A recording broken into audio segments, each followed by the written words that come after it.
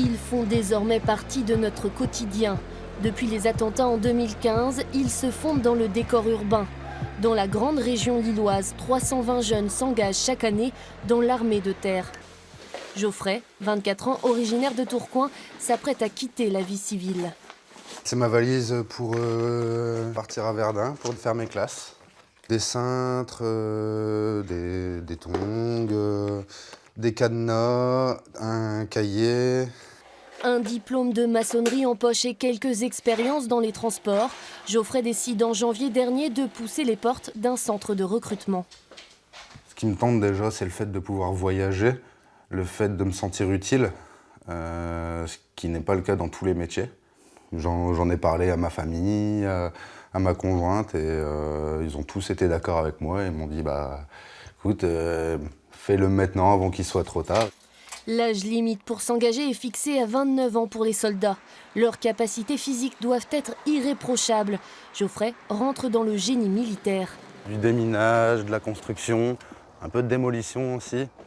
Et voilà, vraiment être celui qui ouvre le terrain. Dans moins de 2 heures, Geoffrey ne sera plus un citoyen comme tout le monde. La peur de l'inconnu est bel et bien présente. C'est la signature du non-retour. Je suis impatient et un peu anxieux en même temps, un peu stressé, envie de faire mes preuves et de montrer ce que je vaux surtout. Libère. Comme lui, ils sont 18 ce mois-ci à s'engager au centre de recrutement de Lille. C'est dans cette chapelle Vauban que se déroule la signature. Un lieu solennel qui célèbre l'union entre ses futurs soldats et l'institution militaire. Le but du jeu, c'est que ça tienne. Ok ? C'est dur. C'est pas dur physiquement, c'est pas dur intellectuellement, c'est dur moralement. Okay. Certains s'engagent pour 1, 3 ou 5 ans pour un salaire de 1 300 € par mois la première année. Mais tous devront faire leur classe, une formation militaire où la rigueur et la discipline leur seront inculquées. Pas de regret ? Aucun. Aucun. Je signe avec le sourire. Et ici, aucun profil type n'est attendu. C'est un microcosme de la société civile, donc on retrouve un peu de tout. Des gens un peu perdus qui cherchent la lumière, des gens qui veulent absolument quelque chose. À peine la signature faite, les nouveaux soldats doivent rejoindre leur régiment, quitter pour de bon le cocon familial. Mais que se passe-t-il après la signature? Quel est devenu le quotidien de ces jeunes?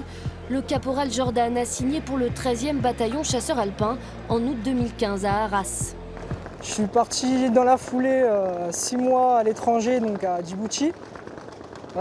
Suite à ça, j'ai passé différents stages, mission Sentinelle, pour repartir l'été d'après donc en mission en Afrique, donc Mali et Tchad. Moi, je compte m'arrêter au bout de 5 ans.